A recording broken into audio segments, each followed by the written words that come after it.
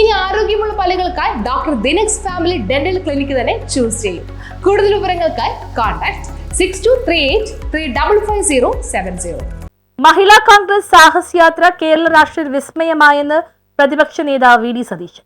മഹിളാ കോൺഗ്രസിന്റെ നേതൃത്വത്തിൽ നടക്കുന്ന സാഹസ് യാത്ര കേരള രാഷ്ട്രീയത്തിൽ വിസ്മയമായി മാറിയിരിക്കുകയാണെന്ന് പ്രതിപക്ഷ നേതാവ് അഡ്വക്കേറ്റ് വി ഡി സതീശൻ.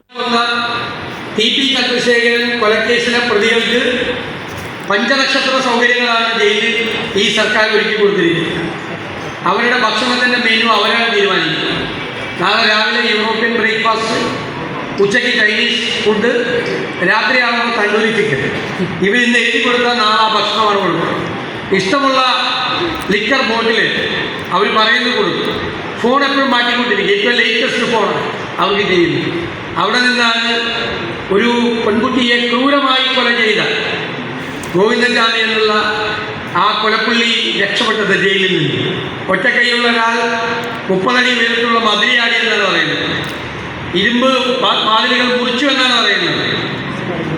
നമ്മുടെ വീട്ടിൽ പോലും ഇല്ലാത്ത ബെഡ്ഷീറ്റാണ് അയാളുടെ കയ്യിലിരിക്കുന്നത്. അയാൾക്ക് പാൻറ്റും ഷർട്ടും 2 ഷർട്ടും പാൻറ്റും മുറിക്കാനുള്ള ബ്ലേഡും ഒക്കെ കിട്ടിയെന്നാണ് പറയുന്നത്. എവിടെ നിന്നാണ് കിട്ടിയത്, എങ്ങനെ കിട്ടിയതൊന്നും പറയുന്നില്ല.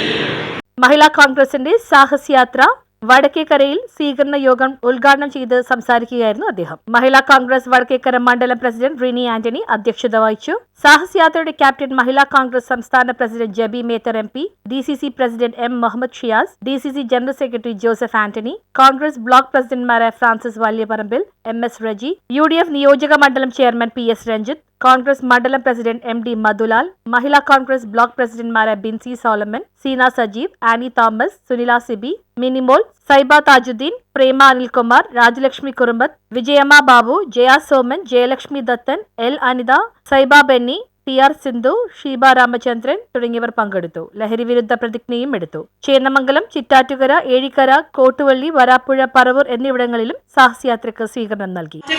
വിരൽ ചൂണ്ടിയതെല്ലാം ഇന്ന് സംസ്ഥാനം ഭരിക്കുന്ന മുഖ്യമന്ത്രി ശ്രീ പിണറായി വിജയനെതിരെയാണ്, LDF സർക്കാരിനെതിരെയാണ്. സമസ്ത ജനവിഭാഗങ്ങൾ, ആരോഗ്യ മേഖലയായിക്കോട്ടെ, ആഭ്യന്തര വകുപ്പായിക്കോട്ടെ, വിദ്യാഭ്യാസ വകുപ്പായിക്കോട്ടെ, സമസ്ത മേഖലയും തകർന്നടിയുന്ന കാഴ്ചയാണ് നമ്മൾ കാണുന്നത്. സമസ്ത ജനവിഭാഗങ്ങളും, മലയോര മേഖലയും തീരദേശ മേഖലയും, സ്ത്രീകളും മത്സ്യത്തൊഴിലാളികളും കർഷകരും യുവാക്കളും വിദ്യാർത്ഥികളും കയർ തൊഴിലാളികളും എല്ലാവരും ജീവിതം ദുരിതത്തിൽ നിന്ന് ദുരിതത്തിലേക്ക് തള്ളിവിടപ്പെടുന്ന തീരുമാനങ്ങൾ മാത്രമെടുക്കുന്ന ഈ ഗവൺമെന്റിനെതിരെയാണ് നമ്മൾ വിരൽ ചൂണ്ടുന്നത്.